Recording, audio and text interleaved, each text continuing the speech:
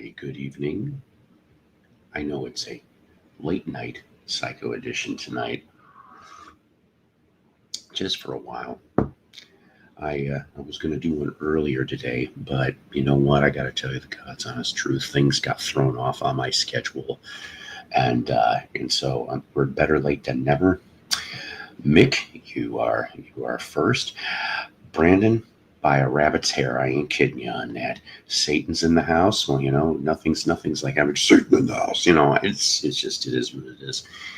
Um, so yeah. So by the time I got home and just everything, I was like, you know what? We'll do it. We'll do it tonight. Normally, I don't do a full one to this late. Not that it's really late. It's only like quarter to 10 almost. We've got we've got all different kinds of fun, or at least we're going to try to for the next, I don't know, maybe 90 minutes. We'll see how it goes. Um, but uh, but yeah, so I mean, I don't know. Hopefully everybody's doing real good wherever you're at. It got to about 85 here today, so it was like just a teensy weensy less hot, but still just anyway. Um, Tomorrow is my cataract evaluation in the morning. We'll get that looked at, see what we're looking at, and when I'm going to get my cataract surgery for that. Um, so hopefully the outcome will turn out okay. You know what I'm saying? That's what we want to do anyway. That'll be the first of maybe a couple different things that are going to happen between now and October, medically wise, anyway. So, um, see, Satan comes in, and then so does Richard. I know you're going off and preparing. You got a concert in a couple days. You're gonna do with a fellow musician. I cannot remember his name. You're gonna be busy. You'll be busy for a little while this weekend. I was kind of wondering, I didn't hear from you for about 2 weeks. I kind of figured you were busy. No big. Everybody's got their own lives to live, right? That's what I say about this. I try to do these things when I can. Do you know that this is going to be show 935 that we've done? We're only about 15 away from 950, ladies and gentlemen, of Psychos Platters. That's a lot of Psychos Platters. That's a lot of history, ladies and gentlemen. Like I said, February will be my 15th year on YouTube. 15 years. That is a long time. And even though there's been stops and stutters and good times and bad times and episodes where there were winners and there's been a lot of losers, we still keep plodding on. We do them anyway because that's just what we do here. This is my form of therapy out to the world. We have some fun. We educate and entertain the very big masses.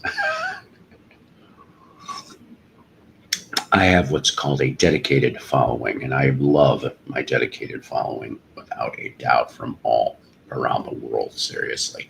Now we just need to get somebody from Antarctica and somebody from Africa, and I will have somebody that watches from all 7 continents.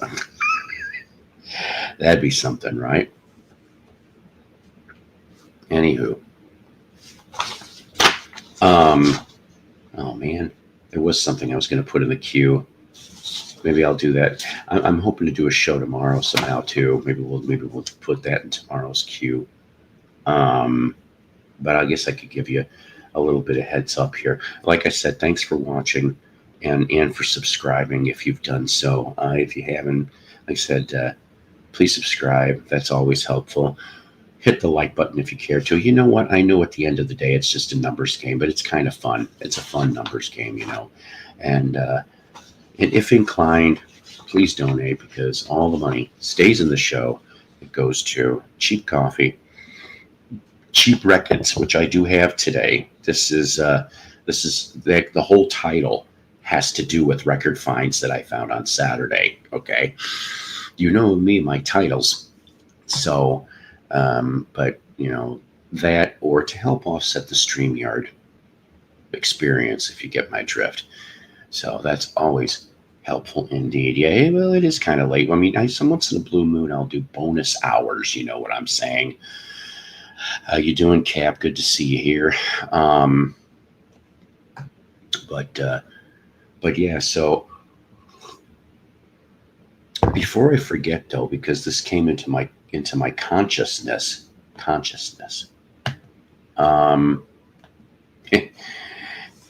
I don't. I'm a cow sills fan. Do you guys like the cow sills? I like the cow sills. Well, Omnivore Records is going to put out. I think it's September 17th. Now, I looked this up on research, but I couldn't tell if this was the same recording or not of Cocaine Drain. All right, which was an album that was recorded in 1978 by the Cow Sills. It was everybody but Bill. Okay, so most of the family is in on this one, and the thing is that I read somewhere that the when they put it out in 2007 or 2008 on CD, it was an acetate that Bob Cowsill had. So I'm wondering if this simply is the master tapes were found at Cocaine Drain. I think maybe tomorrow we will play. There is a single that got released off of it this week for public audio consumption. Yeah, who doesn't love the Cowsills, right? Without the Cowsills, you wouldn't have the Partridge Family. Think about that. Anywho, so I went and took a little trip to Joseph's King.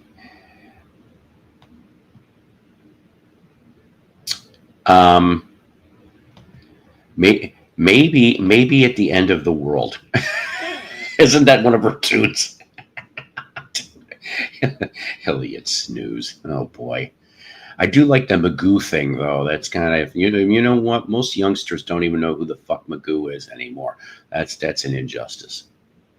That's right. His show is Friday and he's playing 2 full hours, ladies and gentlemen. He will play probably some Macca. He'll play some Cowsills. He'll play. I dare you, Richard, to go sing Revelation of John the Divine off the 11 by 11 or 2 by 2. Maybe it's Roman numeral 2 by 2 from 1970. Go practice now. I don't know, whatever. I'm trying to think if there's anything else that I saw that came down the pipe. I saw that Foreigner 4 set. That's kind of a bit much. I think it's 3 CDs and a DVD or something like that, and you can get it from Talk Shop Live, signed by Lou Gramm. I guess there's a couple unreleased Foreigner songs sessions from that 4 albums. So I don't know. Maybe it could be good, but I just think the price tag is a little pricey. Is all I'm saying. Maybe if it was half that price, I maybe would pull the trigger. See, you got 2 Macca songs in there. That's right. And one of them is probably Monkberry Moon Delight. And the other one is, let's see, what's a really shitty one? What's a shitty Macca song? Anything off Press to Play.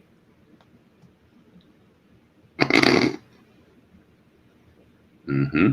Yeah, I went there. I threw the Macca gauntlet down. Maybe he'll sing Press now. That'll be the next thing. He'll go off and he'll pick up the challenge and sing Press. Please don't do it. Don't do it. It's not a challenge. Don't do it. Richard James High Psycho, Paul Psycho, the leader of the Island of VC Misfit Vinyl Community, Mean, Lean, and Clean Toys. Fact. I love how you keep changing this every time. Yeah, anything off Driving Rain. There you go, Richard. There's your. Hey, Richard. Satan is waiting for you, sir. All right. I have to tell you a story. It's a true story that happened since my last broadcast. I don't know. I'm trying to give you. You could go play Linda McCartney's "Seaside Woman" from Susie and the Red Stripes. Hi, Satan. Hi, Richard.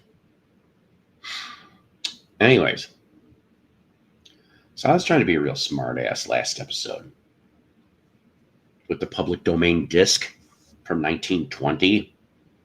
1920, mind you. 105 years ago. 105 years ago.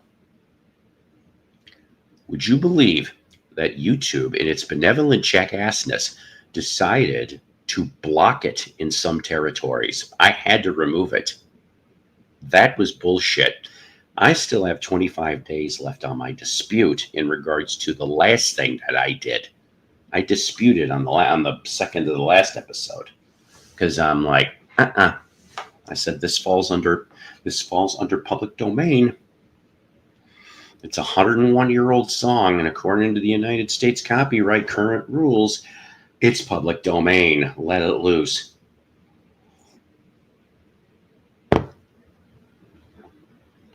There's a lot of great songs, right? There's a lot of great songs.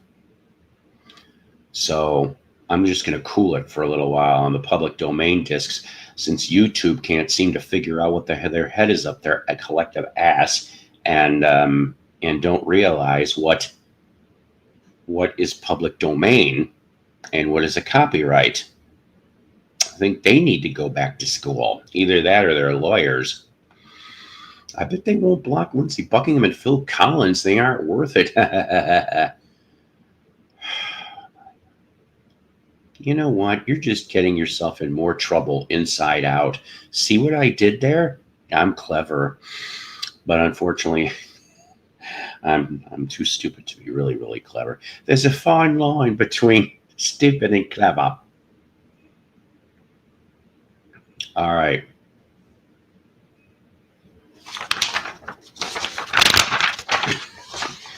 So, I Need Love, April. I Need Love, April, Ann, from the Afire explosion. So, I was in South Central Missouri for a few hours over the weekend. Got to visit my oldest son and my grandkids, some of them anyway. Oh, have you seen the picture going around of Elton John and Sir Paul visiting? See, okay, I think that's AI bullshit, because I've seen, oh my God, I have seen like several different people separately, and it's the same Phil Collins hospital pic. I think it's AI crap. They're faking us on this one. Is that a script ball? It's a very loose script. I throw like little sentences and ideas. That's what I do, because I know what I'm doing in my head. My head goes all over the place. I got ADD. I got to have something to try to figure things out. So anyways, so I went to a few. Yeah, thank you. That's what I figured too. It was way too suspicious. Would have been nice though if it was real, but that's okay. So thing is, I went and shopped a couple antique flea market-y things, whatever, and it was so hot outside. I mean, it already was mid 80s to low 90s already by the time 10 o'clock hit, and I don't know if it was the heat combined with, I only went into 3 buildings, but they were all greatly air conditioned. One of them was even Arctic even. But I got ice, by the second flea market thing, the whole thing, I started not feeling really good. Seriously. I mean, like, just nauseous a little bit mixed with, I don't want to say faint, but just nauseous. And so, I mean, I hung around with them for like about 3 hours, and after having breakfast, we had breakfast and stuff, and I just said, "I'm sorry, gang, I'm gonna have to bug out." And I went and headed home and crashed for a few hours. But at least the last booth that I went to, the last booth had a feller is back, and he's bringing Sbarro pizza. So there, in the last booth, there was a box down on the ground, and it had 45s, 25 cents. Yes. So I looked through. There was about maybe between 100 and 150 45s. Okay, there was. I only ended up getting 5 because some of them were damaged, and a lot of them was just stuff I wasn't really into. Okay. But when I go and look for 45s, and when I was younger, I should have started this when I was 45, 45 years ago, looking for all those 45s from unknown groups and these labels I never heard of. Yes, please, and thank you. Yes. I only was going for like the names I knew, the hits, sometimes maybe not the hits, but people I knew. And I missed out. I missed out on a lot of music. I really did. I think it was my friend Doug Fields, really, in the last 15 plus years as being friends. He's the host of the Vinyl Grotto radio show YouTube channel. And I have learned to appreciate digging through those 45s and finding things that I never heard of before. Okay. And if sometimes the thing is valuable, good. It's just icing on the cake. To me, I go for the sounds. That's what's more important. I would say probably on my picking success rate, I probably have picked 85% of the time I picked well. Maybe 15% of the time was clunkers. Okay. And I will confess, I've been able in the last couple of years to weed out the clunkers. There isn't too many of them now, because unless I'm in an area where the reception sucks, I will pull up YouTube and attempt very quietly to listen to like the first 10 seconds of whatever the song on the 45 that I'm looking at is, to see if I would get an idea. Thank you very much. James, yes. How's it going for you? So we're going to start out right out of the box with the one that was probably, believe it or not, it's not really super duper valuable, but this was the one that was like the most valuable price-wise in the small pile I got. Hey, Trish, how you doing? I could probably be doing a little bit better. Family's okay as far as I know, too. Yes, please. Thank you, Brandon, very, very much. Brandon, since I got you up here, Brandon, I cannot wait when we're oh boy, I guess I'll explain when I get to the portion here. I've got written down. I'll explain why I thought of you today, when I was reading the book. New Zealand was involved. I'll tell you that much. So like I said, ended up getting small stack, right? Well, the first one that I found was a song, a garage psych song, okay? It was released on this label in March of 1968. I Need Love by The Third Booth. Seeing The Third Booth name and this little star here, immediately I got this sucker, because I'm going at 25 cents a piece. When they're even 50 cents a piece, you're not going to screw this up. You're not going to do it.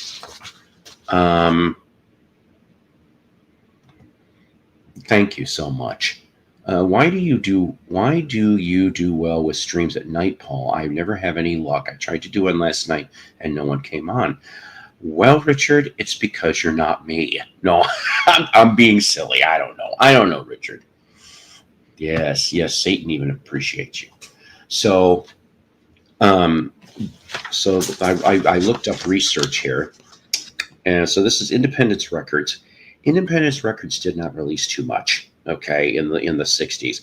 This one came out March 1968, but it is not an original release. Okay, this is the original release was released in late 1967 on Thunder Records. Okay, the band came out of Canton, Illinois, and the reason why they're called the Third Booth is because these were high school buddies, and there was a local drugstore in Canton that they would go to for sodas and burgers and stuff like that, right? And they all would meet in the Third Booth. I came up with the name of the Third Booth. Now, I Need Love was originally called Sounds Inc. As in incorporated. So let's check out the Third Booths. We're gonna do the A and the B side here. How about that? Why? Because I can. That's why. Let's see what you guys think of this. I guess they need love. The Third Booth. Sorry about the volume thing, guys. That's my fault. I adjusted it real low because I had the other set of headphones, and I keep forgetting that it's different out there. I know, right? You're welcome, and you're welcome, and yeah, cool garage rock. Well, nobody asked you. It's not all winners and losers here. Just saw Rick Beato interview members of Aerosmith. That's going to be cool. Yes, indeed. You scored the Creed tickets. You know what? I'm glad. I am. I really, really am. Now, did you when you scored them?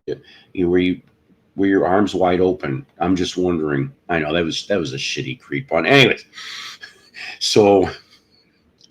congrats though. I wanna see them myself. I'm not familiar with them. Oh, well, that's because none of them are down there in hell yet with you, Satan. They're still alive. I like a few songs. So let's throw the flip side to this, which is called Mysteries. Very short song, about a minute 45 seconds actually. That's right, Mysteries, flip side of I Need Love from the Third Booth from 68. Paul, can you play Pow Wow by the 1910 Fruit Gum Company? Where the hell did my damn pen go? I don't know. Remind me in a little bit. I forgot to mention my Gary Anderson box that arrived so far. Joe 90 and Captain Scarlet have been fantastic. Excellent. See, I think so too. Thank you very much for this being 25 cents. Now, median, I don't normally give a shit what Discog says, but it does give me some type of an idea. It said it's based about a $20 record. I'm like, and maybe the condition it's in. I said, hey, that's great, but I like both songs. So, like I said, if something's valuable, it's icing on the cake to me. That's what it is. Also, Mark K from Project Gemini will be putting out some videos in the next few days. Kick ass to Mark. We always love Project Gemini. That is a fact on that. So, this next one here, though, I'm going to play it, but I don't want to say controversial. I mean, you're talking about 1970. Sorry about that. I keep forgetting this mic is too close to me sometimes. So the next one that I found, now, John Phillips put out a solo album called Wolf King of LA. This is the single Mississippi. Okay, this is the single that came out. And it made it to 32 on the charts, 13 Billboard Adult Contemporary, if I remember correctly. But I didn't play that. I played the flip, which is called April Ann. That's right. See where I'm going on the story here? So April Ann, it's a little different. It's on the album Wolf King of LA, by the way. Yeah, shout out. Satan even loves Martin Project Gemini. That's great. Absolutely. One Mississippi, two Mississippi. Captain Scarlet was a great show. I'm gonna have to start looking at some of this stuff that you guys keep talking about. So this April Ann song that I'm going to play from January 1970.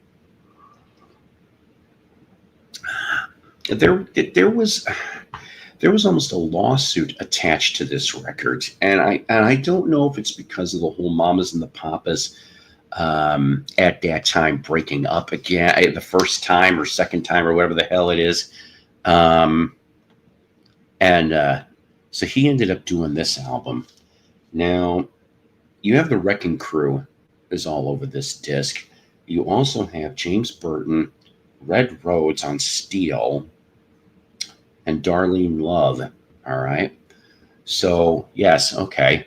I had a copy of it a long time ago, but I don't know if I gave it to a friend or I ended up just putting it in a box of albums because I call my collection like every 2-3 months. So I've sold a lot of albums over the last 5-6 years. Speaking of Ozzy, as a reaction, Ozzy singing the Beatles in my life, and I think YouTube took it down. I'm not surprised. Yeah, you kind of pulled a double whammy on that, I think. So this April Ann song, I think it's autobiographical to a degree, and I think part of the lyrics have to do with Michelle Phillips. Okay, of course, at that time, still his wife, but I think they were getting ready for the divorce. I'm not a big super duper Mama Papa fan, so I don't know when they would have started for the divorces and stuff like that. But there are two lines in there that when you hear it, you're going to go, ah. Supposedly, the song may have been written in regards to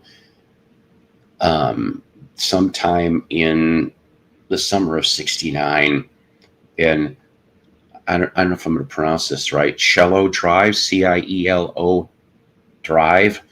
I guess probably what by Benedict Canyon and all the other Laurel Canyon and all the other fun places down there. There was always some heady shit. I mean, what was it? I found out just this week. I did not know that Peter Tork and Stephen Stills owned a house together. I guess during that time frame too. I'm like, what the hell? So I'm like, whatever, whatever works, I guess. But the two lines in the song that you're going to hear, and one of them is repeated twice, if I remember right. But remember, this is 1970 and made it to a B-side of a single. There is a line involving the words jingly jangly. Okay. So that line supposedly has to do with Michelle's alleged fling with Gene Clark of the Byrds. Okay. Then there was another part in the song, something about went to bed with the Easy Rider, or Easy Rider ended up in some, but it has to do with Dennis Hopper. Okay, allegedly. So I'm going to present to you now. What's going on? This is the voice of the Mysterians loser list. We know that you can hear us. I'm so confused. On an Aussie band you ought to check out is Powderfinger. Now, I've actually heard that name. I just haven't heard of the music. Peter owned it, Stills crashed there. Okay. Yeah, I know. Peter, boy, I'll tell you, he burned through that monkey money, didn't he? Wasn't he like borderline homeless or something by like 71-ish? I'm like, so much for that. So I present to you now. Remember, like I said, I warned you about some of the lyrics in this song, but we're going to play it because it's kind of an interesting song, I thought anyway. So from January 1970, from the Wolf King of LA album, I present to you The Flip Side of Mississippi, April Ann.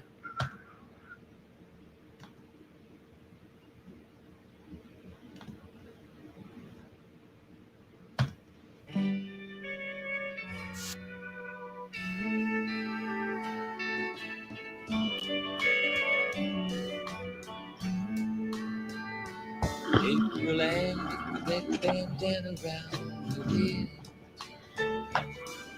Pretty Ann with the peacock feathered fan said that the sash around her waist had turned to lead, and her jingle jagged faggot friend was dead. And the wine you spilled, it stained her pillow red. And the midnight cowboy. Yeah, he was in Oklahoma for a little while too, I'm told. Oh, the whole thing was bringing Yeah, I don't. her down. She was out here earlier. Lady Ann, we danced the fandango on your bed. And the gypsy woman once said, let an easy rider share a bed. But you chose the drunken gigolo instead. How were you to know he was ill-bred? Then you sighed and cried and hung your head and said that the whole thing was bringing you down.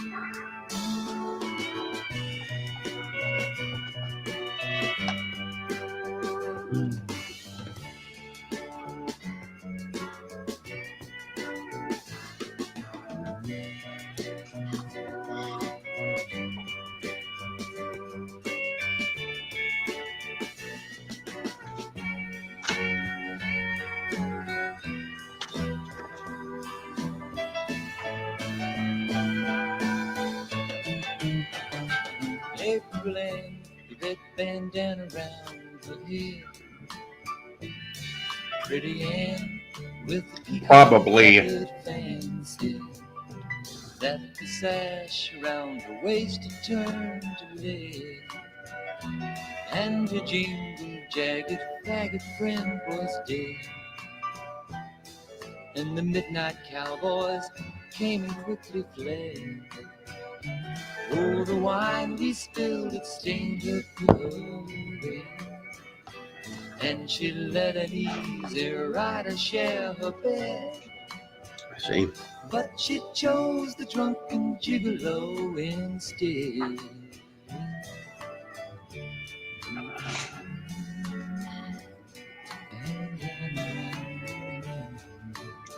Yeah, probably. And I'm a fake profile too.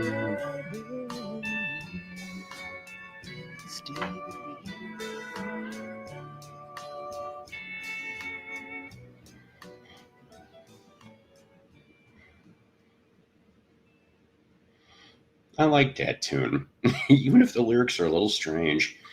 It's just the whole, well, jingle jangly song, you know, the whole thing. And Red Road's doing that lap steel, just kind of just really adds to it. It's really fun. Yeah, you know what? I could have seen that, but you know, it's really funny when I was looking at the Mississippi bit that it didn't land on any country chart, which was they just didn't know how to play it, I guess. A lot of radio stations didn't know jack shit even back then. Big Dave, goodly to see you, otherwise known as, I can't remember who calls you chairman of the board, but here he is. Hello, Richard. I was late after. Hey, hello, Richard. I was late after bobbling with my set. What's bobbling? Is that some term from Urban Dictionary that I don't know about? With my 75-year-old girlfriend. See, Ivan, that's kind of. Oh boy, what you don't know, Ivan. What you don't know, Big Brandon. Dave, I was thinking the same thing. I wasn't going to say it. Brian, did you get a haircut? Looking good. Thank you. Thank you very much. Did you see that I did briefly interact with your, well, it would have this morning, which really was nighttime for you and your drive home, I'm guessing. I did comment a few things. Good to see you here. I hope that I trust everything's going good over there, Jewel of the Orient. That is for sure. Oh boy. So I did get a haircut like about a few weeks ago. I like most of the Gary Anderson Super Marionation series, like Space 1999 and UFO 2. I remember as a kid watching Space 1999 with with oh God. You know what? I hate it when my brain does this. Barbara Bain and the other ones. I had a ship. I had a spaceship from Space 1999. I had the toy ship. Is there any more? Yeah, is there any more news about the move, Dave, to Wisconsin? Yeah, well, you're welcome. I don't know Ivan well, but I'm not sure. Well, maybe it's not. I don't know. This is just, you guys know how the hell this show's run. All right. I Need Love, April Ann, from the Afire explosion. Oh, God. Boy, I told you there's a lot of things that aren't winners here. This is going to be one of them. Brian Evan, you don't bobble a 75-year-old. You can, depending on how they look, you could motorboat them. That's what I do. Anyways, I'm yet to get the live action. And ladies and gentlemen, Jewel from the Orient, straight from Tokyo. This guy. How you doing? Up? Yes. Good to see you. Nice to see you. Yowza. Yeah, I'm fine. Hey, get your ass up here, Mello. I appreciate the Jewel of the Orient nickname. It's quite endearing. Thank you, Paul. You're welcome. I don't know. It's just something that came into my head one day, and I go, well, there you go. No, I like it. There's you know, I didn't really think about it until just a second, but there's like these Japanese like pearl dye. When I think of Jewel of the Orient, for whatever reason, I think of Shanghai. Shanghai has the Pearl Tower. I don't know.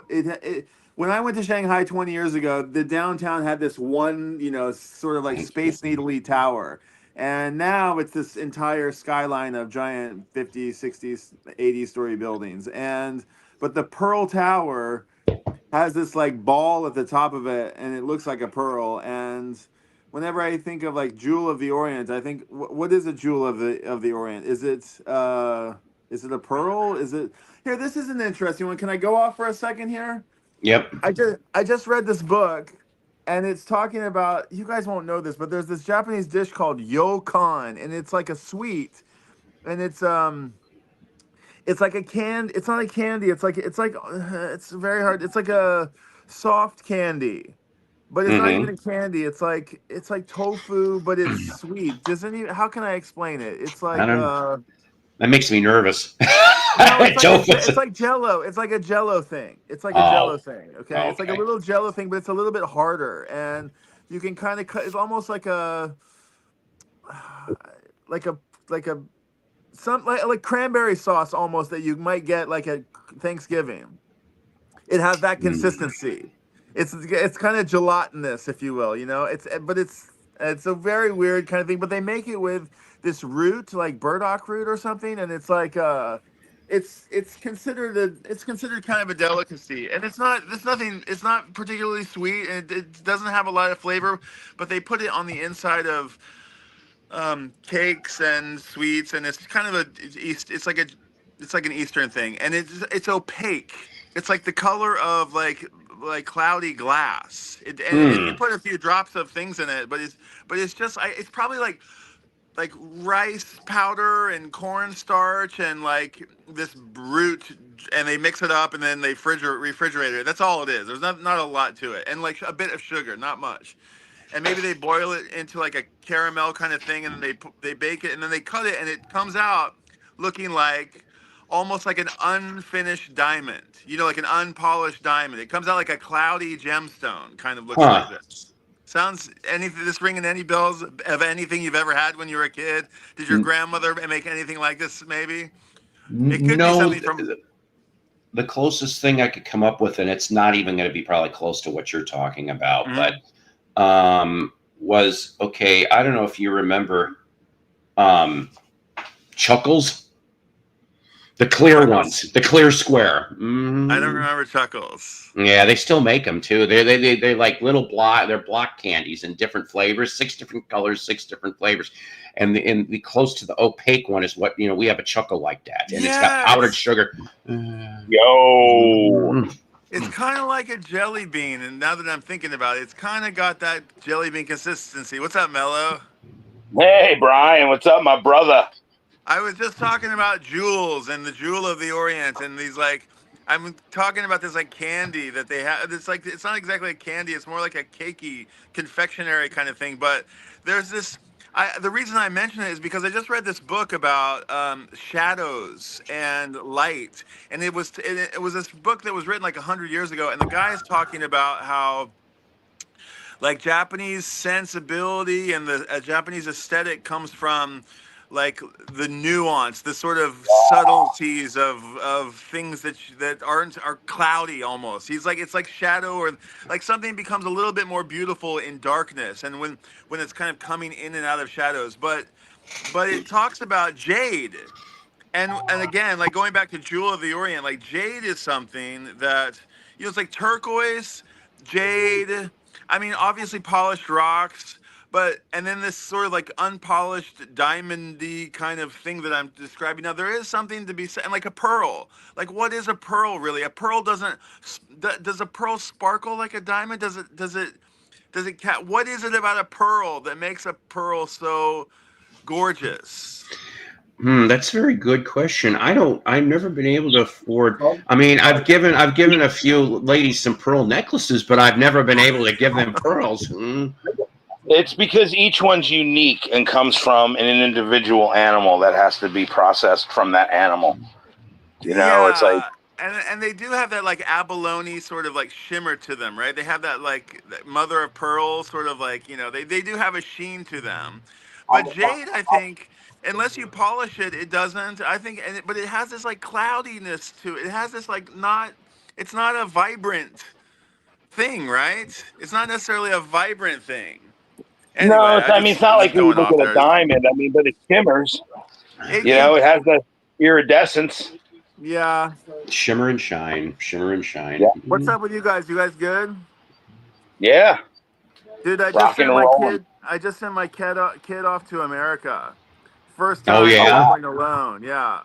where's he I mean, going? she's going to Texas and Oklahoma, and probably she's going to be there for a couple of weeks. And she might come to Arkansas. Actually, she Wow, might that's come funny. very near you. Oh She's dear been there Lord. before. Yeah. She's been to Bentonville and Crystal Bridges. Well, oh, that great place, great art museum, and they got the Yeah, Momentary, amazing. which is like right on the grounds, which is outdoor and indoor music.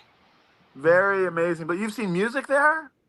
They have that. In fact, in October, I'm hoping to get tickets. Oh, That's where Blues Traveler Spin Doctors yeah, are playing. Fish played there. They opened the tour that in Bentonville. I forgot all about that. Okay, so that's in the Crystal Bridges sort of area. Yes, and Okay. yeah, I mean they've gone off and thrown out some really interesting concerts. Like I think if it hasn't happened yet, it's this month. Ziggy Marley's going to be here, and then like I think last year, the one that struck me weird was Kraftwerk. When they came and played like a year or two ago here, and I was like, wow, I didn't think that at the Momentary of all places. You're not far What's from up, there, Eric? right? Are you in Bentonville? Or you're not far from there, or is that where you are? I'm about maybe a 20-minute drive from Crystal Bridges. Okay, and so then have you been to that venue yet? No, I'm hoping to in October when I Have go you seen see it? Spin Doctors in mid. No. It's like there's cliffs, I think. I wouldn't be And surprised. it's kind of like a Red Rocks Hey, kind of what's thing. It's up? sort of like built into a thing. Sorry, Mello. I saw some cats. I saw some other people. Who are you hanging out with? I got my friend Chris What's up, and my Chris? friend Kathy. Hey, Kathy. And we're hanging out. Say hi, Kathy. Hello. Mike Hey, Mason. Kathy. Okay, now Kathy, I don't know how I ended up. Kathy, I've seen one or two of your Facebook posts somehow, and Mello was in them. Then that's how I saw you. So yeah. Kathy, Oh yeah, what's the there. word Yeah, on that's the what street it is. about what's? We know Mello from YouTube world. What's Mello's real deal in real life reputation? What can you share about us about Mello D? He's got a basement full of bodies. He's big-hearted. Everybody loves him. He entertains everybody. Wherever he goes. And if they don't, Okay. they end up with the bodies. So he's just like he is. He's just like he is on YouTube. He's the same way in real life. Yeah, he is. Yeah. What a reaction! Chris, what say you? What? What do you say? I say, yeah. Yeah. Chris never been to Japan, but Chris has been around the world pretty much. He's been in a lot of countries. Yeah, Nice. I've been quite a few places.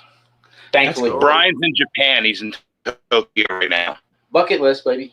One more place to Yeah, go, come, man. Look us up. Hey, you mean? Look us up. Yeah, look, now you know a person in Japan now. That's what I say. This is great. I know a person in All right. Japan. Yeah. Okay, well, I mean, that's great. It's good to have Hey, just around the world. that guy that I met on that YouTube video one time. I'm heading to Japan. Give me his phone number or whatever. Give me his contact, and then just look me up when you come. Oh, absolutely. I got you on Facebook. I can convert you that way too. Yeah, we're all linked up. I see. I want to go to Jersey. I want to go to Japan. I want to go all these places. I want to go to Crystal fucking Bridges, man. That place is incredible. Well, No joke, man. I know, but whenever you get yourself back out here, whenever. I have a question actually for you. Sorry if this is like steering the conversation in some way, but like I don't know if you've gone into depth about your wall of fame, wall of shame, or your wall of concert memorabilia here behind you. But like, you've gone off on it, I'm sure, on your channel numerous times. But like, I want to kind of know what's on there. I always am curious, like, who's important enough to be on the wall of Psycho Platter's YouTube studio. Oh boy. Hang on a minute. Make yourself big. Sorry, I'm curious about it. I hope you don't mind me asking. Oh, no, not at all. I love hearing Paul's stories. Yeah. All right. So let's see. You'll have to forgive. Like I said, the camera can't pick up everything. Let me see if I can tilt this thing a little bit here. So this isn't going to go very well, but on this wall here, you've got a nice promotional Rolling Stones type poster from a movie called The Stones and Brian Jones, which was a film by Nick Broomfield. I ended up winning that in a contest. Next to that, next to it is when I saw the Cowsills live about 15 years back over in Branson. It was an RFD TV concert poster, so I've got that autographed by all the surviving members. Then the next one to that is a Kansas anniversary of Point of No Return. That from back from home in Rockville, Illinois. Underneath that is this was another one that I won from Ionis. He was a famous album cover designer who unfortunately has passed away, I guess. But I picked this up back in, was it 2010? My God, that's when he autographed it. It's a Uriah Heep LP for that one. And then... So wait. You've got posters, you've got handbills, you've got LPs. There's a little bit of everything, right? Is that the deal? Yes. And have you been to all these concerts? You've essentially, some of them you've been to the Yes. show, or all of them you've been to the shows? I would say probably about 75%. Okay, all right. Continue, please. I'm curious. All right. So up there is a complete. I got the whole Blackstone Cherry. I got that at their concert and got it all signed by all 4 original members because there's a new guy in there now. So there's Then underneath this was another one, same contest that I won, the Uriah Heep poster. Ionis created. This is another Uriah Heep album. This one though is signed by the whole band at the time, and 2 of the members have died since then, and one of them being Trevor Boulder. So I've got that autograph right next to this. Of course, is the beloved Nectar. When I met him in 2020, it was the last concert I saw before COVID. Like literally, I remember 4 days later, COVID happened, shut down everything. I was just like, it was a different world in March 2020. I'll tell you that. Yeah. But signed by Mo Moore and the late Ron Howden and the rest of the band. Underneath that is an autographed Pete Best Wow. Beatle photo. Okay, my only Beatle autograph, really. Wow. Underneath that, it's kind of weird, but I'm from Chicagoland, so I've got Svengoolie, of course, because I love Svengoolie on Right. MeTV all the time. Gotta love the horror stuff. Next to that is a children's host from Chicago. He was on from 1960 to 80. His name was Ray Rayner. Had his own thing. I got to meet him. He was a really cool dude. He's gone to the Metallica thing here, which is it's not real. It's a reprint, but I want it from like the last record show I went to. But it says A Day on the Green, Soundgarden, Faith No More, Queensryche, Metallica, Saturday, October 12th in Oakland Stadium. So we've How got did you that. win that? You've already mentioned you've won like 4 or 5 things. Are you like super lucky with contests and lotteries? Are you always I winning used things? to be. I used to be Okay. for a very long time. So let's see. And then all right, Wait, so sorry, can I interrupt again? I'm sorry to keep Nectar. I no, don't it's know okay. about Nectar. I don't know anything about Nectar. Can you tell me a little bit about Nectar? Oh, one of the best 70s prog rock bands ever out of England. Okay. You need to From look them what? up. I would say start with Remember the Future from 1973. Okay. That would Nectar be the from first album. England, 1973. Yeah, start Okay. with that one and then just go anywhere else in the catalog probably. I would go probably first Remember the Future and then probably Down to Earth and then just go wherever you want to in the Nectar catalog. But they've been around on and off since '69. So Mello, do you know the Nectar? Do you know Nectar? Does Mello surely knows Nectar? Yeah. Is Mello still Oh here? yeah, absolutely. I had Okay. the Nectar record. I sold it actually. Okay. I might have a Ac- second copy too. I might have a second one. Actually, Mello, Yeah. Mo, the only original surviving member that he Yeah. owns the Nectar name. Right. He lives in New Jersey. Does he really? Yes. Might have to track him down. Just go to the Nectar website and you could probably get that figured Yeah, out. I'll see what area he's in. Okay, so backup point, 1971. That is a Elvis. If you went to go see Elvis at the International Theater in Vegas, when you went to the table, because it was a dinner theater too, you went to the table, you'd get this menu, and it was really a program advertisement / whatever the hell you were going to eat for the night, right? For a menu. That's what I found it at a Goodwill for $1. Couldn't screw that up. Wow, that's awesome. Right next to that is a signed Peter Criss because I love Kiss. So I've got that. Underneath this, I won this one in a contest too. Sammy Hagar got that signed from about 10, 15 years ago. Underneath this one, John Anderson of Yes. It was the tour poster for 1,000 Hands. Very underrated solo album. Honestly, I'm glad it got re-released, but I don't think it really went. Even with the re-release, it didn't go very well. I think eventually I'll have to do a review on the album because I think everybody should have it. There's so many people that helped in that album, but I know this squiggle. I know you can't see it real well, but that silver squiggle, that's his autograph. Wow, That is how he autograph. signs things. Wow, so cool. my late fiance, we still were friends for almost 30 years before she passed. Okay. When she came down here, because she lived the last few years of her life, she went back to Central Illinois. That's where she's from. And so she came down with this and the CD because she met him. And it was the Anderson Raven Wakeman lineup that she saw. So she got to meet all three of them from Yes, right? So when I saw that was his squiggle, that cracked me up to no end because he signs the CD the same way. So every time I look at this, I think of John Anderson, but I also think of Mary too and how much I miss her. Wow. Let me ask you. So can cool. I ask you, yes. Mary? Did she got this for her? I mean, for her wall. And when she passed, you inherited this, so to speak. No, or the last time that she came down for a visit, which was about a couple years ago, she gave this to me. She gave me that. She gave me that in the CD. Dude, a woman who's like, my fucking fiance would love it if you would sign this. He would love it if I could get his. That's a fucking good woman. That's just a good This is a good. That's why I moved down. That's why I moved down here to Oh, Arkansas. man. That's why I It moved is- down here to Arkansas. Believe it or not, most people don't Wow. know that. That was the major reason why I moved down here. And then after I got down here, because we were engaged, but I don't know, the whole thing collapsed, and I still kick myself about this. I mean, what are you gonna do?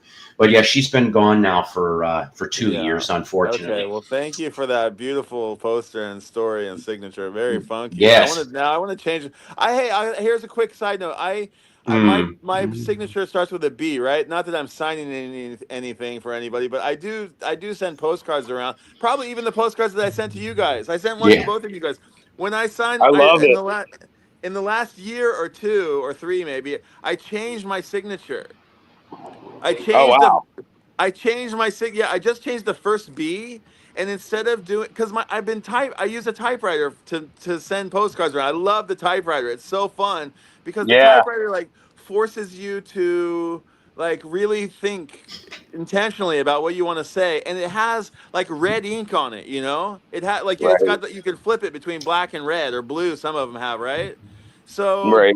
I want to employ the red ink from time to time, and it's kind of fun to like write the word like "love Brian" in red typewriter ink. You know? Oh, that's cool. They have the double ribbon. They used to have it Right. where you can have a black, a blue, or a red, like a 3-color, and you would adjust the. Yeah, You you know. just flip a switch and it changes. Right. It's But so cool. I got inspired by that. I was started signing my like postcards with "Love Brian," and I would make the love with the red typewriter letters. Then on my Oh, signature, I changed the first letter of the B of my B for Brian. I right. tilted it like 45 degrees, and now I write the first letter B in red ink, and it becomes like this. The B becomes a heart, and then I sign the rest of my name in black ink. I thought Oh, it was that's pretty so cool. imaginative. I thought it was cool. Yeah, it's your calling card. Right. So wait, Paul. I want to keep talking, but I want to hear more about the wall. Maybe pause. Mello, what's going on? I saw your Betty Page mention of you sold snippets of 10 seconds or 10 minutes or what was No, it? 60 seconds 60 of Betty seconds. Page films.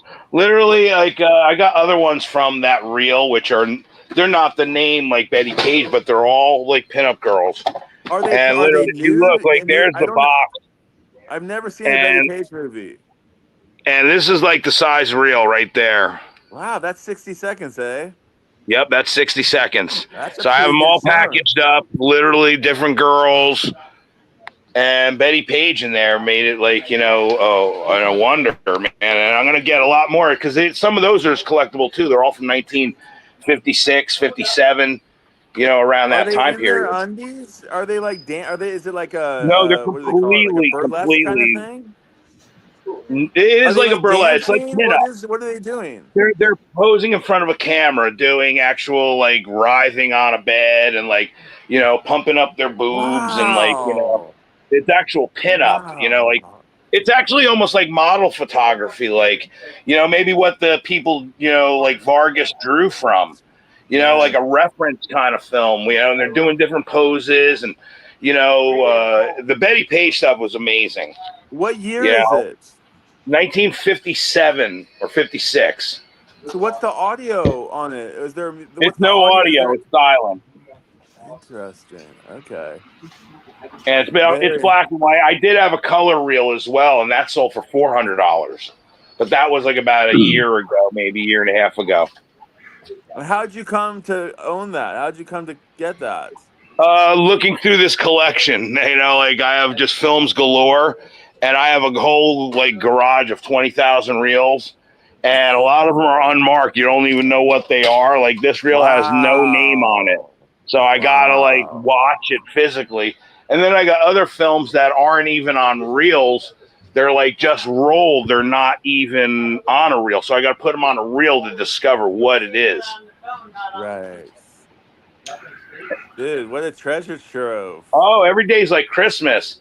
It's funny, Paul, you saw me on that 35 16 millimeter Facebook page, and it's becoming like literally I'm getting so much reaction. It's the first time I posted anything on there, and people I are saw just that. people are blown away, dude. I'm getting hundreds of like people asking me about the reels and like all the different kinds of stuff. It's like really incredible. I even said in the one comment, maybe we should do some film tours on your show and just invite the whole film community. You know, That would be something. that would be incredible. So I'm so sorry because I'm going to ask you to slightly repeat something because I had to take care of something personal.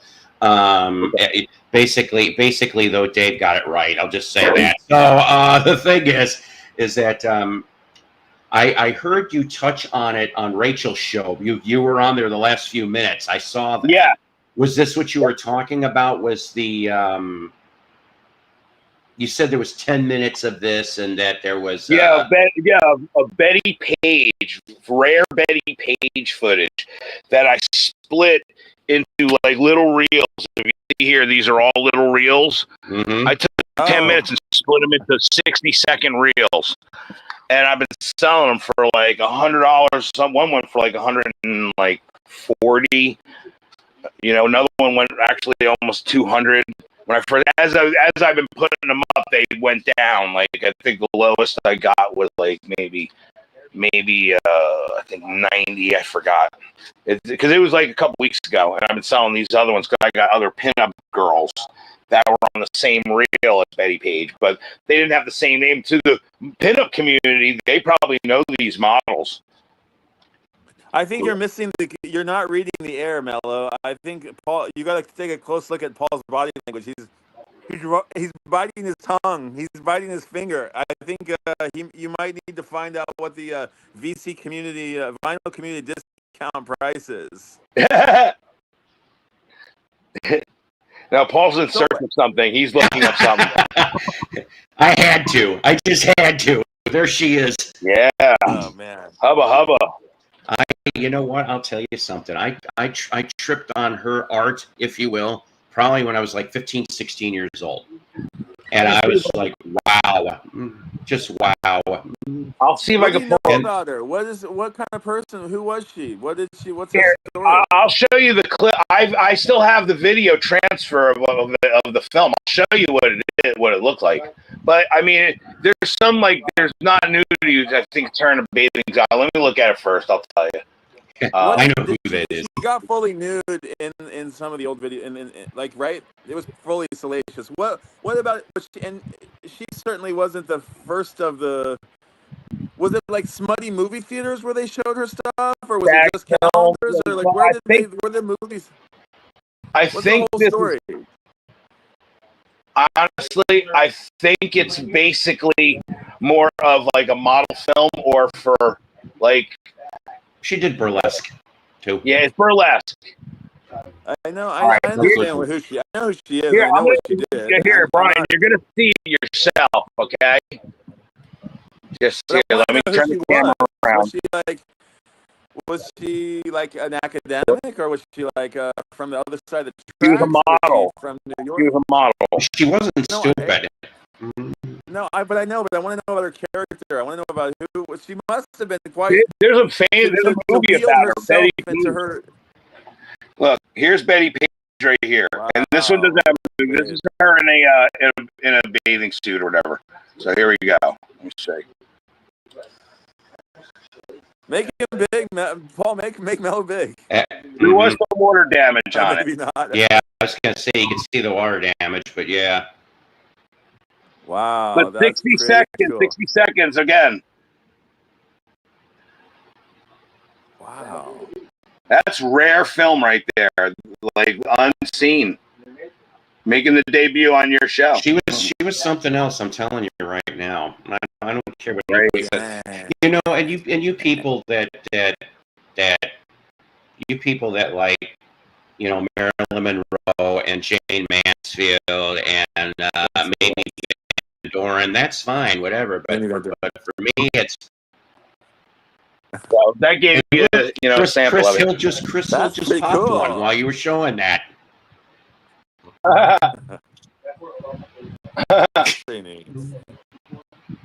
So wait a second. So that would have been made. Would that have been a copy of a copy, or would that have been like did that come from the source?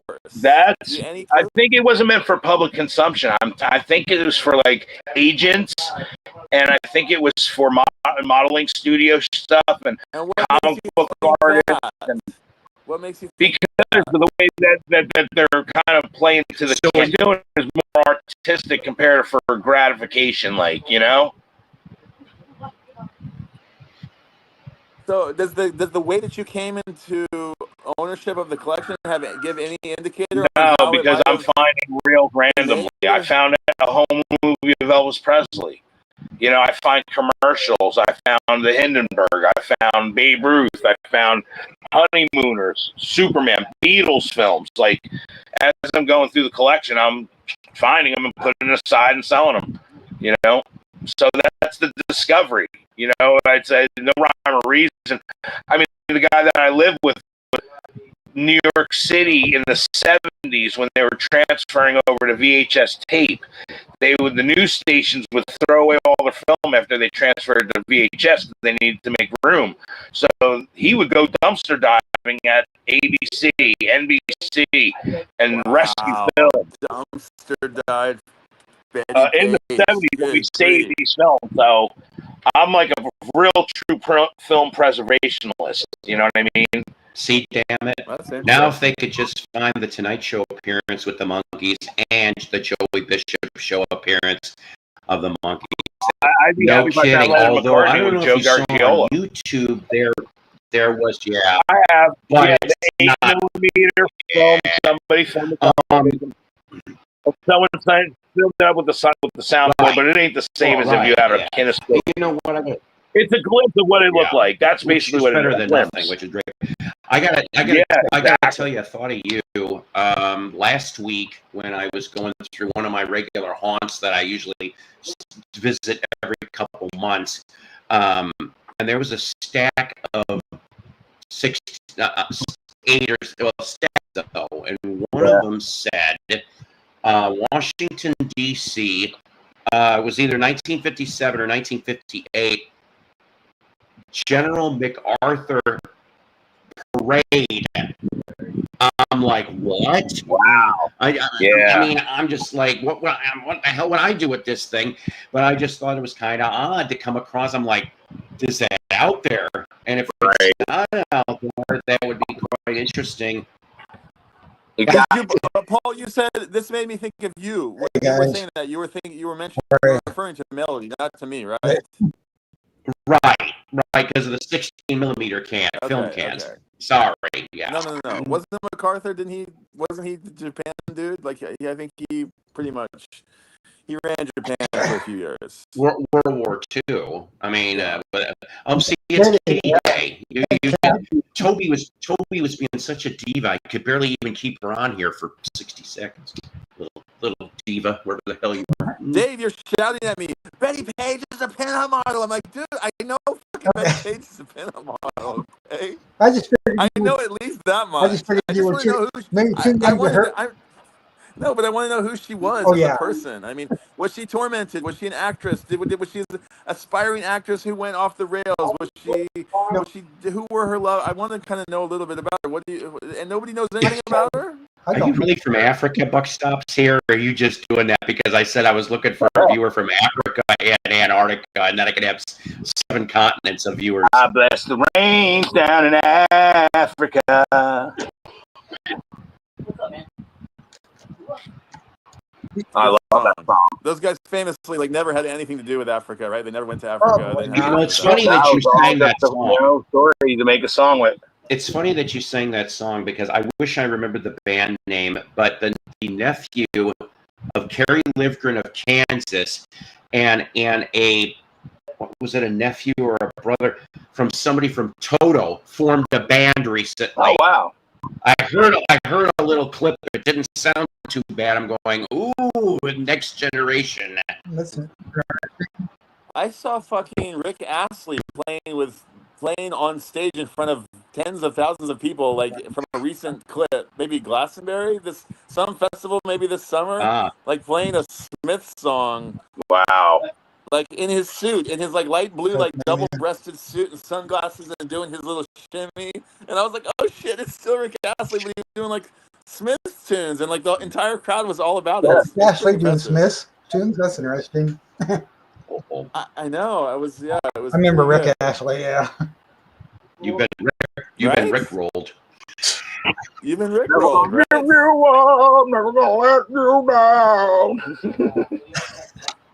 Yeah, the Benny good Page ones. films are 50 Stag films. The stuff is available. She was in 2 features, Teaserama, which I've seen Teaserama, and Varieties. Right. And you could get both of those, if I remember correctly, through Something Weird Video. That's Well, the I heard company. something weird video. Documentaries Stag before films means like dirty movie theater. Is that what stag film means, or like stag Kind of, party, basically, like because bachelor? you gotta remember back in the day, home porn was like illegal. You couldn't have home porn in the 50s and stuff. You couldn't have stag films or nudity. It was only until Deep Throat and like the 70s revolution that they allowed, Cape Town, South Africa. Seriously? This is great. Yeah, Now I didn't know that. So now I just need somebody from.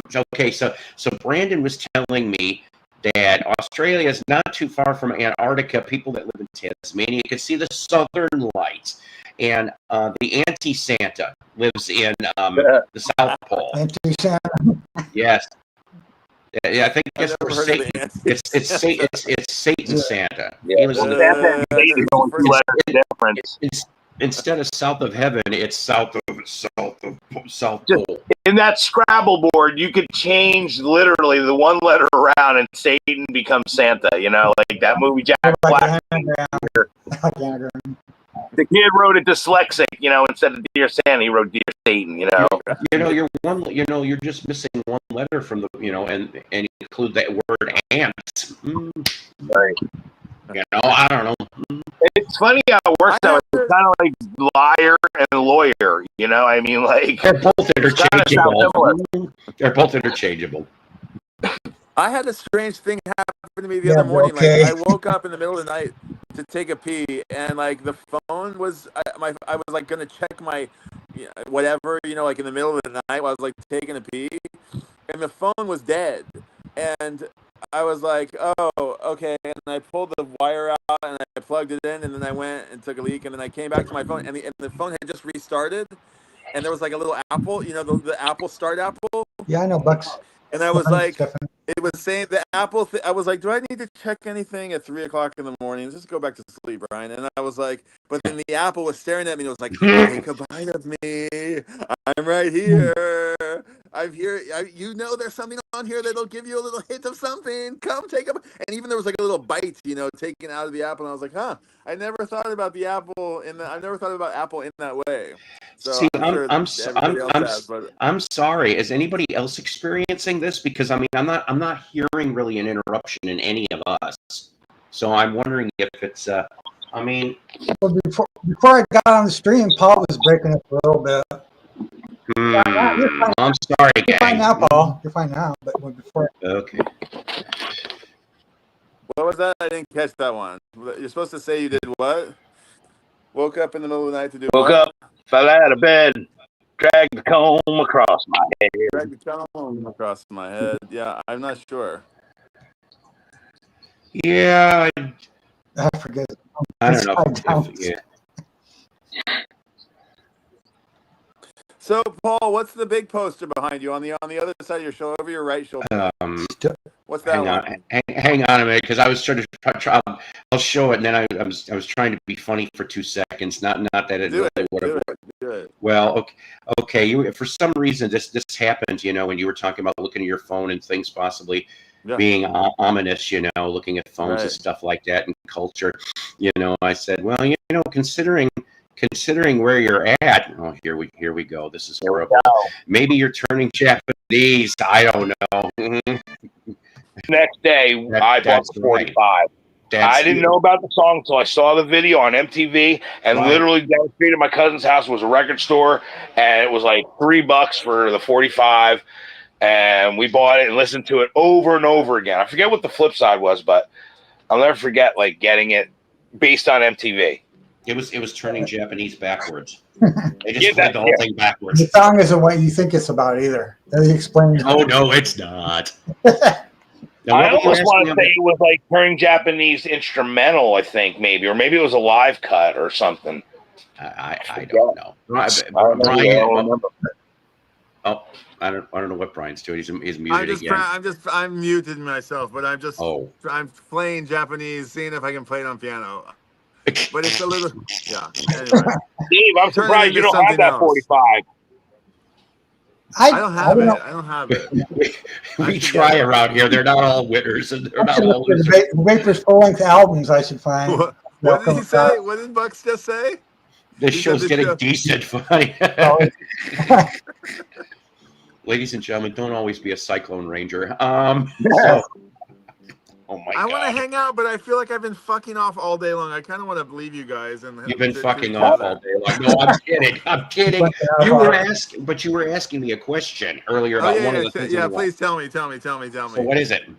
Well, what is No, it? What is it? what's the big post? I want the poster wall to be continued. But before I because I'm actually most interested in the photos that are beyond the yellow poster, onto the your right of the, or I don't know, over the, Wexler's? yeah. I want to know what all those are. But save them because Charlie Daniels. go for it. Let's fucking Charlie hear it. Let's hear Daniels about is it. in Let's there. hear about it. I want to hear about it. Continue All right. on. Okay. So let's see. This one is a very weird picture, and I know you can't see it. I'm a little bit into science and stuff like that, okay? So there is a big observatory. This is a 1923 photograph of Yerkes Observatory from Williams Bay, Wisconsin. Before the Hubble telescope was created, Yerkes Observatory had the largest telescope in the United States. Oh, really? I didn't know that. Okay. In the photograph, and like I said, it's obviously way up there, and I'm not going to try to play with it, but you probably could look on it in Google just for the hell of it. But you will see in front of the telescope, yeah, within 2 people of each other, Albert Einstein and Madame Curie both showed up to visit. And I mean, we're talking early science here. I got to see that observatory, I got to see that telescope, and I got to be in that room. And I just thought it was so damn cool. That and they sell cool You know what, Paul? It almost reminds me of when I went to the Edison laboratory, where they have literally Thomas Edison's desk and everything set up as he said it, and the original movie theater in Edison, New Jersey. It's incredible. I recommend anybody to go there. If you can see the Thomas Edison laboratories, forget it. You have an experience. So cool. So cool. And then down below, this Stone Temple Pilots Cheap Trick poster, okay? This was a West Coast tour back in 97, okay? Sponsored by Atlantic Records. And it's signed. I used to have a California contact, okay? Really cool guy, authentic autographs. The guy went and did his homework and personally would go meet the artists and get these done. And I hope he's doing okay. I know he was going through some health issues the last time I talked to him. But this is signed by all 4 original members of Cheap Trick. Oh, nice. I'm happy to have that. Let's That's see. so cool. So we got a complete, I won this in a contest, complete band signed mini poster of Testament. Next to that, I won this in a cheap auction. It's a John Fogerty sheet music to Sweet Hitchhiker, but it's signed to, I don't know, Philip, but he writes like about almost half a paragraph on this damn thing, but it's funny. So Fogerty autograph. Wow. One of my early viewers of my YouTube channel sent me this is from the mid 90s. It was you'd go to the record stores and they'd have promo cardboard things, and so then you start getting into some of the wrestling and music stuff. Jake the Snake Roberts. Yeah, million dollar man next to the Monkees. Then you got Jake the Snake. Okay. Jake the Snake. Above that, James Burton, who's still around with Ricky Nelson. He played guitar. Yep. And then above that one right there is with Elvis. So I have that. And right down here in the middle of it, I've got art from the 70s. 3 original members autographed this for me. My California contact, he gave it to me as a present. Who is the band? Art. The 70s lineup. Art? Ann and Nancy Wilson. Crazy. Heart. Okay, sorry, Heart. I thought, yeah, Heart. Got it. All right. So we got that. We got all that part, and then back up to the top again. An unreleased Elvis photo. from either 1974 or 76. I cannot determine which Chicago Stadium concert date. It's one of those two, though, okay? Down right under that, Coco Beware autograph. Under that, Nita Strauss. Nita's a kick-ass guitar player. Underneath that, Booker T. Okay, we move our way over to here. Carol Kay from the Wrecking Crew, her bass playing is like on over 500 recordings. Yeah, famous bass players. You saw Charlie Daniels. That's right. I got that hand signed from him. King Kong Bundy up there. I met him and got him to You know sign what? that. That's funny. I have And that same. What year did you get that King Kong Bundy picture? 2002, 2003. I met him in '96 and have that same exact photo with his signature on it. In '97. '97. That's funny. And then lastly, from last year, Jimmy Mouth of the South Heart with, of course, the now belated Hulk Hogan. And that is everything that's on the wall currently. I do have more stuff. I'm going to rotate some things and put some different things up pretty soon. Cool. Well, that's cool. That's all. That's really interesting. Yeah, this wall is a work in progress. I just have gotten busy and haven't continued up on it for now. So, wait, I have one question. The Science Museum telescope observatory thing, that's in Chicago? Where is that again? Williams Bay, Wisconsin, which is it's near Lake Geneva, Wisconsin. It's about, I don't know, maybe about 20 minutes from the Illinois-Wisconsin border. Okay, cool. I'll have to look that up. Yeah, Dave, see, if you move to Wisconsin, you'll have to go with, that's a little bit south of you, but hey, come check the observatory Cape Town. Oh, that'd be nice. Get your ass here, Paul, to Cape Town, South Africa. Dreamboat Annie is still out there. This is true. Japanese, I think so.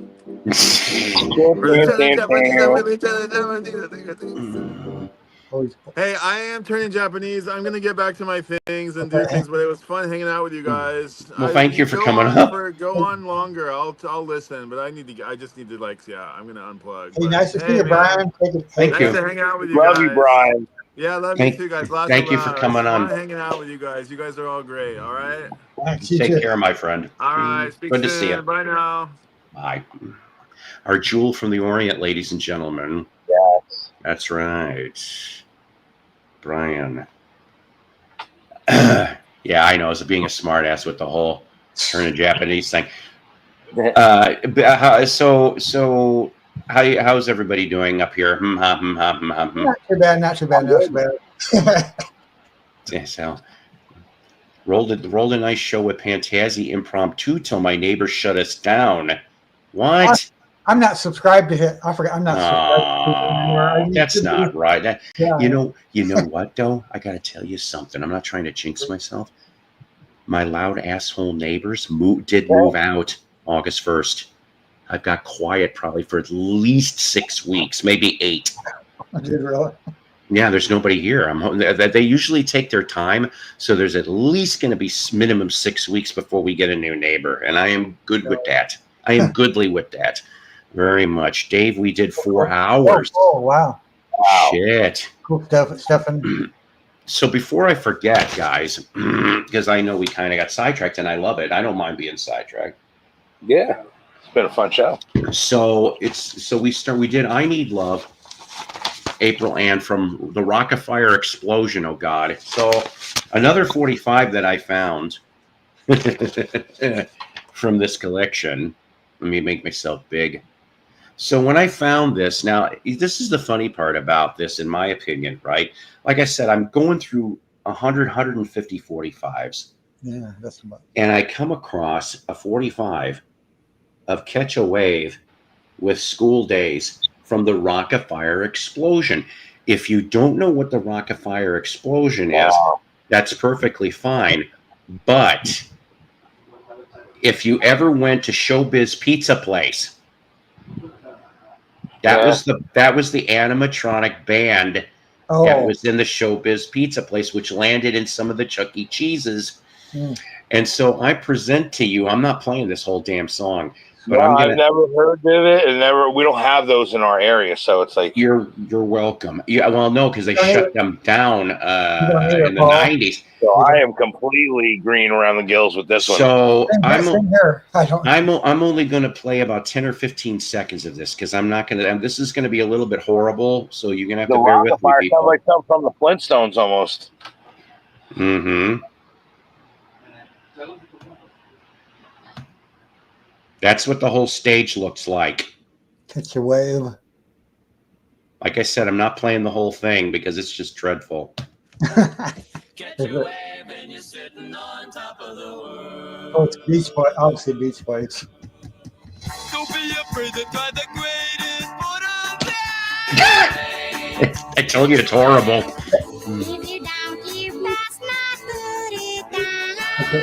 The voices. You paddle out, turn around and raise, and baby, that's all there is to the coastline craze. You gotta catch your wave when you're sitting on top of the world. That's it. That's all I'm giving you, Very, people. it's like very theme park, you know. It's horrible. It's fucking horrible. But it makes me laugh because here's the thing. For Record Store Day, I think it was the last Record Store Day. I can't remember when that was. They put out a whole album of Afire Explosion. A whole album. Because here's the thing. You could go to Showbiz Pizza Place and buy these 45s. You could go there, buy them. They'd sell them at the counter. They did a Michael Jackson. They did a Michael Jackson one in '84, and they did a Stars on 45 medley type thing of the Beatles. I'm not playing the Beatles one because I ain't in the mood to get dinged for that. But you go look on YouTube on that one. So the Rockafires, Beatles. Right, Afire Explosion, Beatles. That's right. Oh, Rockafire Explosion. And you'll see but you'll see the animatronics going to the words. Cool. It's weird. Literally, like that whole Stars on 45 is some of my favorite. Yeah, I remember buying that damn thing. Yeah, back then. Before I forget, somebody asked me to play something, which kind of almost reminds me of how this episode has really turned into today. If you think about it in a real weird way, not bad, just weird. But I guess you could almost say that this is like a powwow. On that, I got some 45 records by them. Not this one, but. I'm sorry, James Farley, but this is the way I could get it. Yeah. Hopefully, you're taking your acid so that you won't get sick by looking at this thing. Or maybe you'll be hypnotized, one or the other.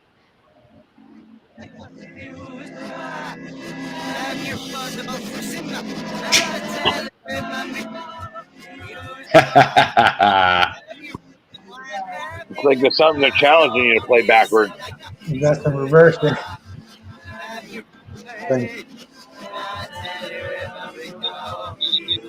Now, that was Indian Giver played backwards. That's wild. Yeah. So, if you were on drugs, you'd be like, far out, man. I don't know what I just heard. Yeah, right. But that's not my favorite from them. It's not. Because I had this 45 when I was a kid. I probably wore the shit out of this one. Like 1, 2, 3 red light, Simon Says. It's not 1, 2, 3 red light, although Talking Heads did a cover of 1, 2, 3 red light. Did you know that? No, yes, they did. Oh, see the shit you'll learn? Yeah. See the shit you'll learn on this show? You never know. No, this is actually probably my favorite Ohio Express song. Ohio Express, not the 1910. I forgot. Yeah, I like Chewy Chewy by the same band. Yes. No, King James. Very much so. Chewy. So another one that I picked up just as an added bonus in the 45 finds. I never heard of these guys before. This one's here a little bit kind of beat up, but maybe when it's cleaned up a little bit.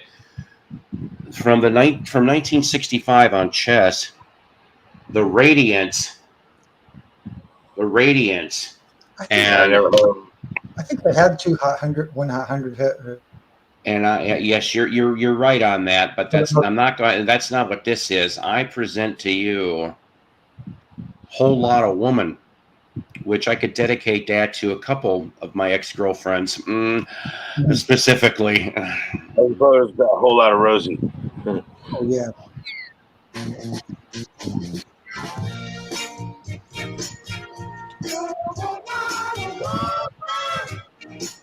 The Big Barn Still, I know that one.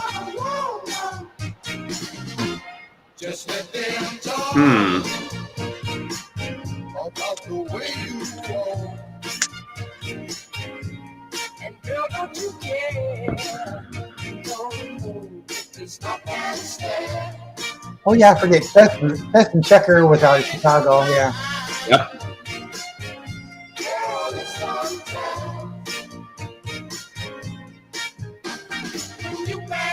For all I know, I could have this very 45, and I won't even know. I still have so many 45 to go through. So don't be mad, girl. It's just you're a whole lot of woman. A whole lot of woman. Richard James is grooving.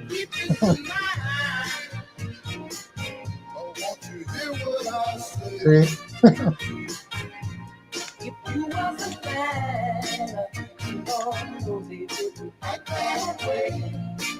Rock and roll, Richard. My brother.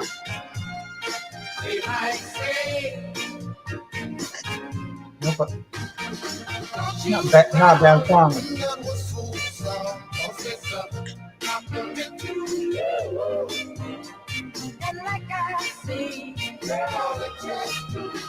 This is very similar to Ain't Too Proud to Beg. Yes.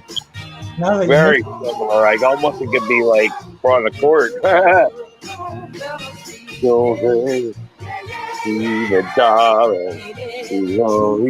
They go right in perfect. God bless you, Rich J. Nice.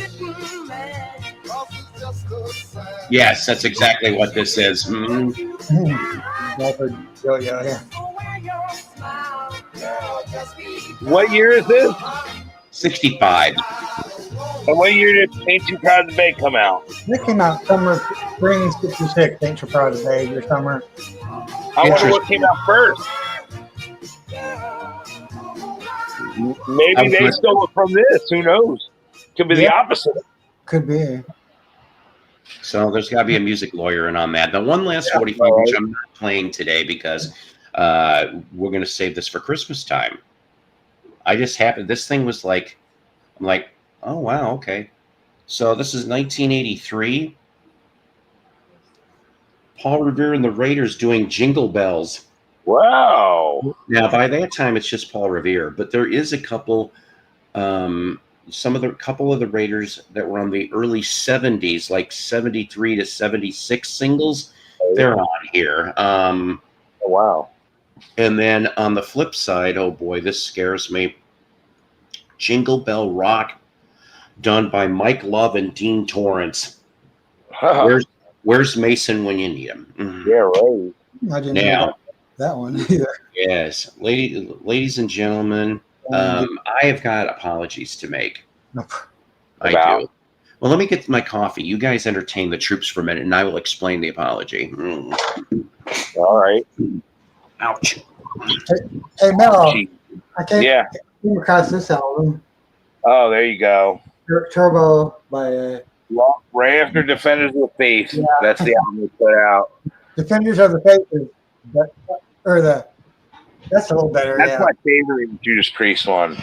I love Free Will Burning. Well, that's a fucking good song, Free Will Burning. I love that one. Oh my god, it's my favorite one. I love that song. You can't really do it on acoustic because it's metal, but like, I mean, it's like fast and furious, we ride the universe to call the road rush.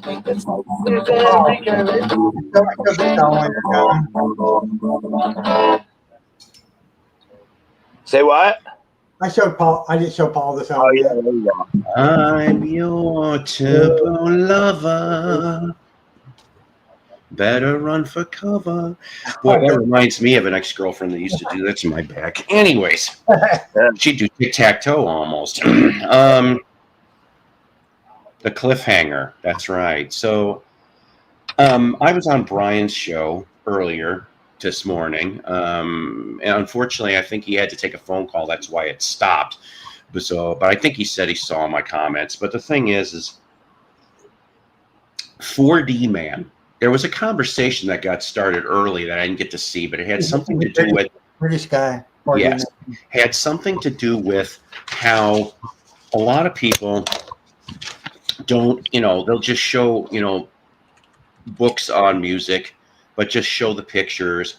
And then he brought up that, well, Psycho's Platters goes off and will read a chapter, which I haven't done in a while because, ladies and gentlemen, it's time. Oh God, I'm laughing at something else in the it's comments. time. Yeah. I got married to Ruth. There you go. That would be a wedding for VC wedding for all. Ladies and gentlemen, I apologize, but it is the return of the occasional disaster piece theater. We haven't done one probably since Shannon was alive. That was the last time we did this. So, Yeah. So from this book, I have two little interesting things I want to bring up. This here is Mr. Strangeglove, a book on Peter Sellers by Ed Sikov, S-I-K-O-V. Oh, no. Now the first little bit is about the Beatles and George Harrison. Wow. So let me get to this here. Just to get to the two paragraphs before the Beatle part, okay? So Peter and Britt, otherwise known as Britt Eklund, was traveling in a closed circle of celebrities and growing rather used to hanging out with the royals. One of Peter's young fans used to call him at the office. Hattie Stevenson remembers answering the phone and finding the teenage Prince Charles on the line. You'd suddenly get the heir apparent on the other end of the phone talking blue bottle at you. That was one of his characters. Okay.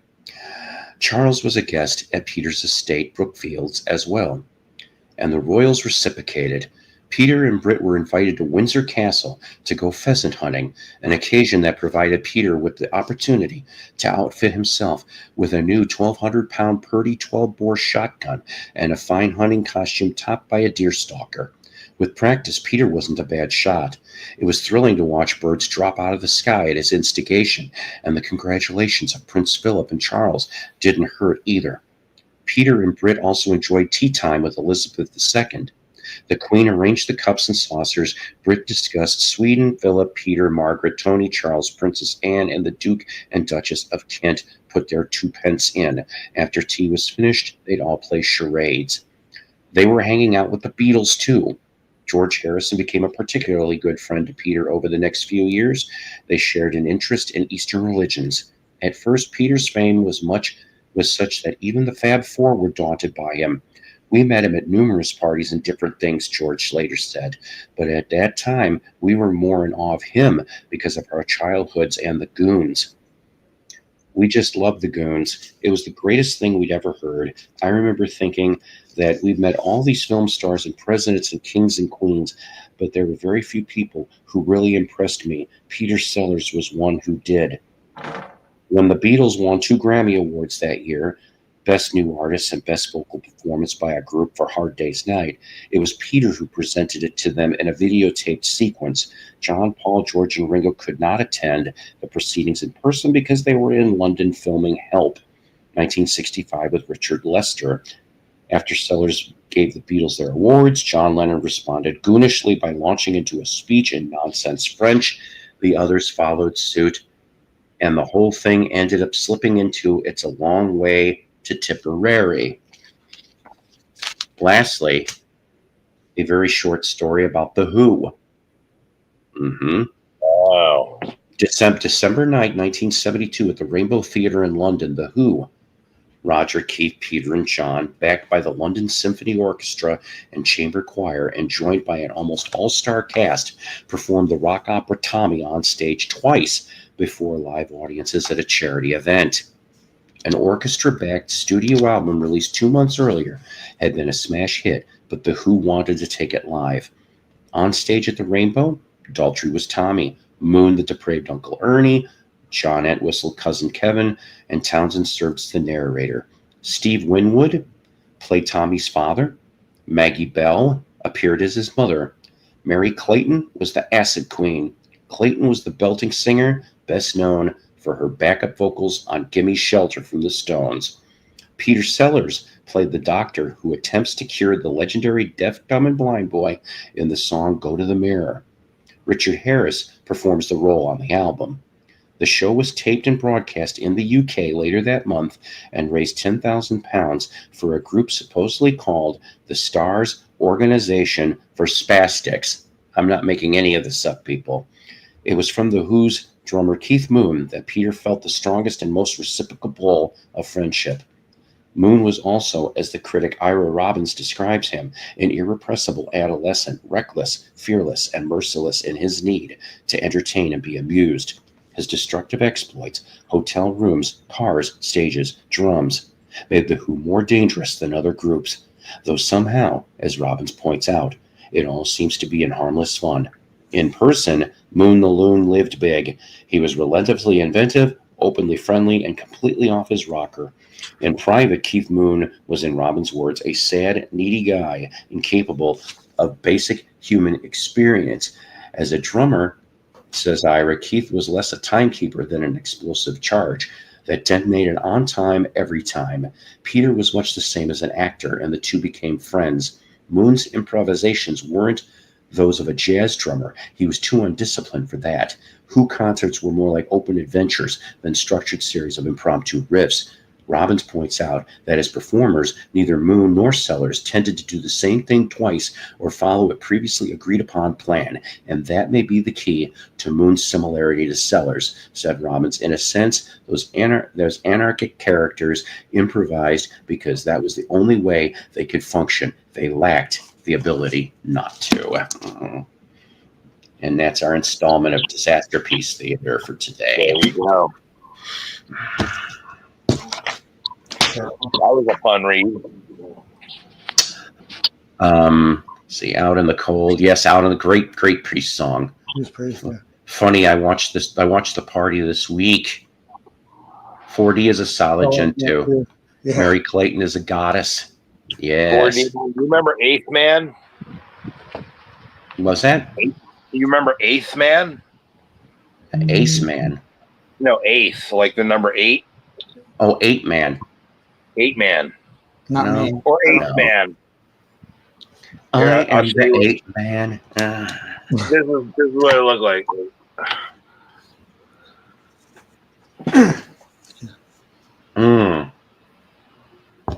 That was 8 Man from Japan, or Oh, See, Brian would know about that. yeah, maybe. I'm an 8 Man. I'm an 8 man. I'm an 8 man. Okay. I got. Yeah, I'm teasing John. It's funny. I think that's 8 Man. Thank you. It's all the years of radio commercial training that I had to do. Sure. I could probably do audiobooks, huh? Maybe. I don't know. Oh, good. So I have one last segment because the futurely critically acclaimed.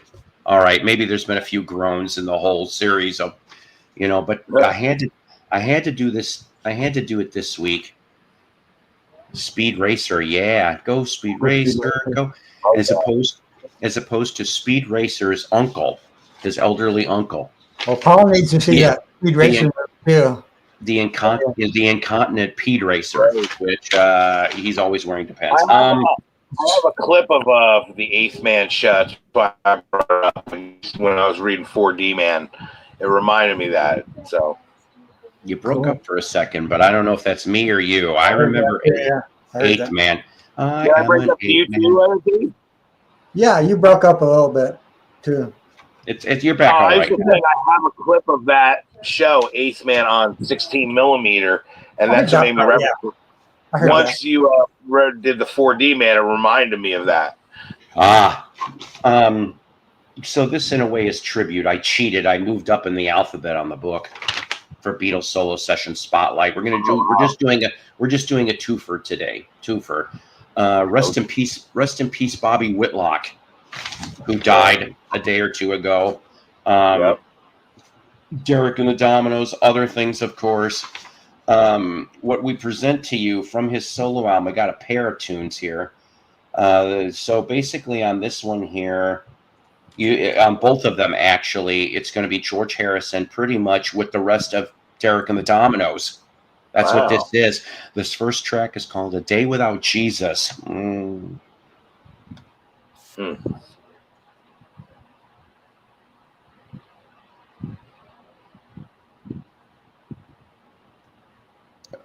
Oh, hang on a minute. I screwed that up, kids. Very anticlimactic. Yeah, you know what? I never said this was a professionally shot show. Yeah, I'd be scared if it ever was. I really would. My radio shows, you know, I would be so tempted to go. I fucked up. I would say that almost. Yeah, right. There we go.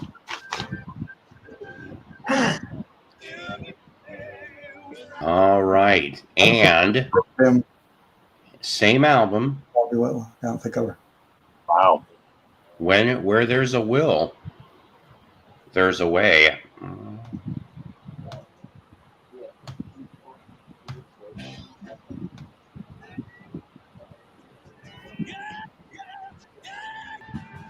See, you can hear George all the way at the end. That's right, ladies and gentlemen. That's right, ladies and Anytime a gentlemen. Beatle joins in another artist, it just raises that whole musicianship of that whole project. Yeah. George Harrison and Derek and the Dominoes. You two, always good to see you. Goodly here. We got one last song left in the queue, and the only reason why I'm bringing this up is because they actually played this song earlier today, and I was singing along to this thing, and I was like, "Wow, I haven't heard this song in a while." And so, from the late '70s, I present for the closing song something that maybe we all need in the world. You know, well, you know, I mean, let's face it. You know, it's the only thing. We all need a lot. We all need a lot more fashion. I love the song. Yeah, I've heard. It's one of my favorite David Bowie songs. From Ashes to Ashes. From 1980. That'd be the last album he'd do for RCA and for 3 years. Also, I mean, Robert Fripp did great work on that one. He's on about 4 or 5 tracks on that album. Pete Townsend shows up and does a different track on the album, too. Yeah, that's right. So there you go. So, yeah, I think we've got. And then he brings forward a really up-and-coming guitar player, Stevie Ray Vaughan, down the pike. Otherwise known in South Park as Steamy Ray Vaughan. That's right. Steamy Ray Vaughan and Steamy Nicks. if you people know what I'm talking about, oh my God. You know, my ex brother-in-law, he had some joke about something about a Stevie Ray Vaughan car alarm, where if you tried to steal the car, they would go hey, like Little Sister, you know, that hey bit. I'm like going, oh my God, could you imagine hearing that at like ear-piercing volume when you're trying to steal a car?